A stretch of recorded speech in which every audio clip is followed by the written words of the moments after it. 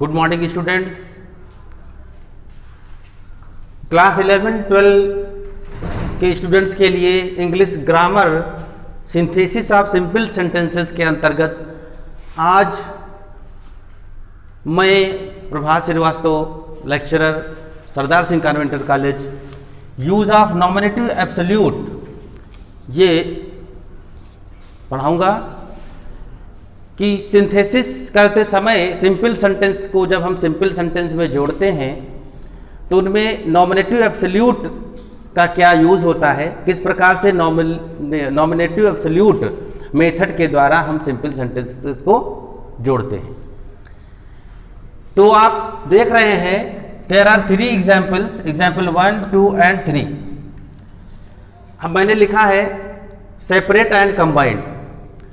तो अभी तक आप जो जोड़ते थे सिंपल सेंटेंसेस में तो उसमें दोनों कर्ता समान होते थे और हम पहले जिस सेंटेंस में कार्य पहले होता हुआ दर्शाया जाता था उस सब्जेक्ट को हटा करके वर्ब को पार्टिसिपल में कन्वर्ट कर देते थे और दूसरे वाक्य की जो बाद में संपन्न होता था उस क्रिया को वैसे ही रहने देते थे, यानी उसको फाइनाइट ही रहने देते थे। यहां जो एग्जाम्पल लिखे हैं आप देखें, the soldiers arrived, the mob dispersed. पहले सेंटेंस में द सोल्जर पहले वाक्य का करता है और मॉब दूसरे सेंटेंस का करता है। दो नॉमिनेटिव्स अलग अलग दिए हैं। जब इसको हम कंबाइंड करते हैं तब हम पार्टिसिपल का यूज देखें कैसे हो रहा है। यहां पे the soldiers having arrived the mob dispersed. तो जैसा कि आप देख रहे हैं कि जो हमने कंबाइंड किया है, जो सेंटेंस को हमने जो सिंथेसिस बनाई हुई है उसमें पार्टिसिपल को सब्जेक्ट के बाद रखा गया है, पार्टिसिपल को सब्जेक्ट के बाद रखा गया, यूज किया गया है। तो जब हम किसी पार्टिसिपल को सब्जेक्ट के बाद यूज करते हैं तब वो नॉमिनेटिव एब्सोल्यूट कंस्ट्रक्शन होता है। इस संरचना को हम नॉमिनेटिव एब्सोल्यूट कंस्ट्रक्शन कहते हैं। ऐसा तब करते हैं कि जब हमें दो भिन्न भिन्न सब्जेक्ट वाले वाक्यों को जोड़ना पड़ता है सिंपल सेंटेंस में। तो ये बात ये हो गई कि जब हम पार्टिसिपल को सब्जेक्ट के बाद यूज करते हैं तो नॉमिनेटिव एब्सोल्यूट कंस्ट्रक्शन होता है। अब बात यह आती है कि नॉमिनेटिव एब्सोल्यूट कहते क्यों हैं इसको? इसलिए कहते हैं क्योंकि आप यहां देख रहे हैं कि the soldiers arrived, the mob dispersed. मुख्य घटना जो घटी है मॉब डिस्पर्स्ड की, यानी भीड़ तितर बितर हो गई। सोल्जर के आने पर मॉब तितर बितर हो गई।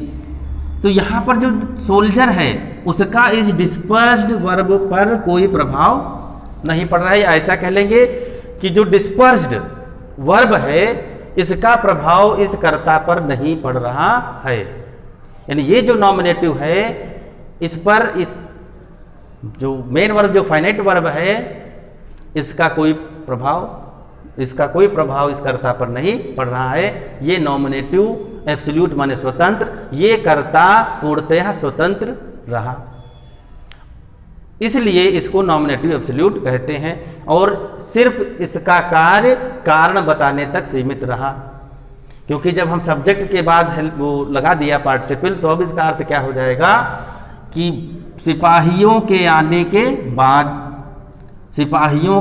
के बाद भीड़ तितर बितर हो गई।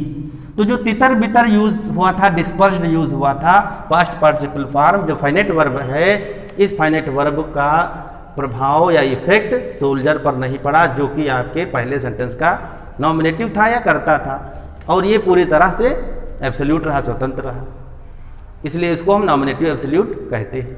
तो दो बातें मुख्य रूप से हो गई कि जब हम सब्जेक्ट के बाद पार्टिसिपल का यूज करते हैं तब वो नॉमिनेटिव एब्सोल्यूट कंस्ट्रक्शन होता है। नॉमिनेटिव एब्सोल्यूट क्यों कहते हैं? क्योंकि इस पर जो क्रिया है, जो फाइनाइट वर्ब है, जिस सेंटेंस के वर्ब को हम फाइनाइट रखते हैं उस फाइनाइट वर्ब का कोई इफेक्ट इस पर नहीं पड़ रहा है। कुछ और एग्जाम्पल लेते हैं। The teacher was absent, the boys did not work. यहां पर भी आप देख रहे हैं टीचर absent थी और बॉयज डिड नॉट वर्क, बच्चों ने कार्य नहीं किया।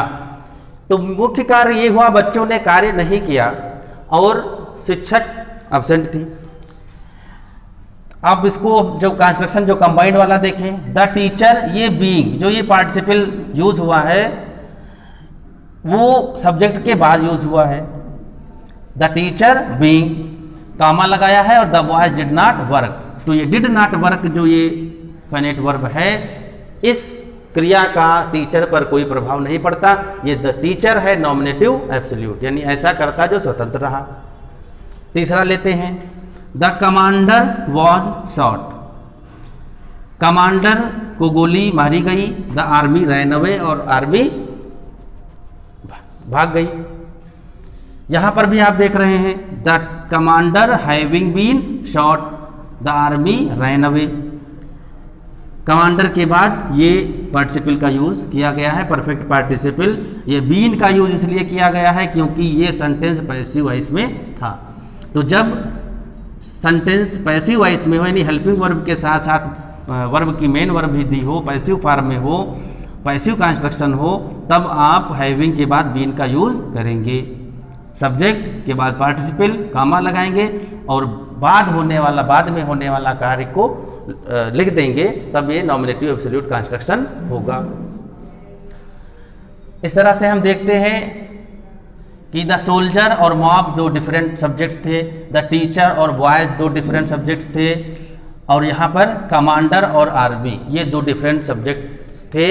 इन सेंटेंसेस को हमने नॉमिनेटिव एब्सोल्यूट से जोड़ा। मैंने ये भी बताया कि नॉमिनेटिव एब्सोल्यूट कंस्ट्रक्शन कब होता है, जब हम सब्जेक्ट के बाद पार्टिसिपल का यूज करते हैं। और नॉमिनेटिव एब्सोल्यूट क्यों कहते हैं, क्योंकि इस पर जो दूसरी फाइनाइट वर्ब है जो मेन वर्ब की तरह से यूज हुई है, मुख्य कार्य दर्शाती है, उस क्रिया का प्रभाव इस कर्ता पर नहीं पड़ता है।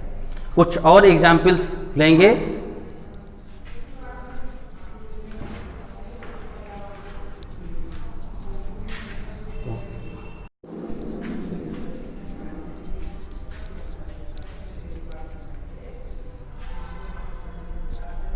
कुछ और एग्जाम्पल्स लेते हैं।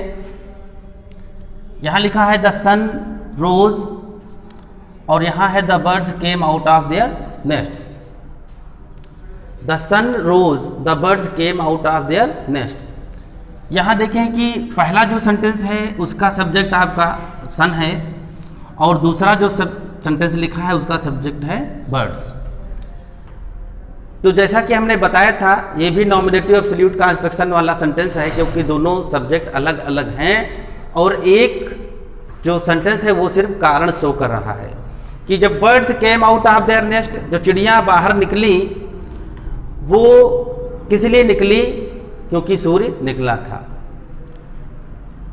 तो जैसा कि हमने बताया था कि पहले जो कारण बताता है सेंटेंस, यानी जो घटना पहले घटती है वो कारण बताएगा। सूर्य पहले निकला है, तो यहां पर हम नॉमिनेटिव एब्सोल्यूट कंस्ट्रक्शन करेंगे और सब्जेक्ट के बाद ही पार्टिसिपल का यूज किया जाएगा। द सन लिखा, रोज सेकंड फॉर्म है, तो हैविंग राइजन कर देंगे, परफेक्ट पार्टिसिपल लगेगा इसमें, having risen, the sun having risen. और दूसरा सेंटेंस ज्यों का त्यों लिख देते हैं, the birds came out of their nests. इसी तरह ये वाला सेंटेंस देखिए, the signal was given, the train started. पहली घटना घटी सिग्नल देने की और ट्रेन के चलने की घटना बाद में हुई। तो यहां पर जो हम पार्टिसिपल का यूज किसमें करेंगे, जाहिर सी बात है इस सेंटेंस में करेंगे, क्योंकि ये घटना पहले घटी और एक घटना दूसरी घटना का कारण है। द सिग्नल वाज गिवन, यहां देखें वाज के बाद थर्ड फॉर्म लगी है, तो ये पैसिव कंस्ट्रक्शन है। इसको बनाते समय ध्यान रखेंगे, यहां पर क्या हो जाएगा, having been, the signal having been, third form given और कामा करके द ट्रेन स्टार्टेड।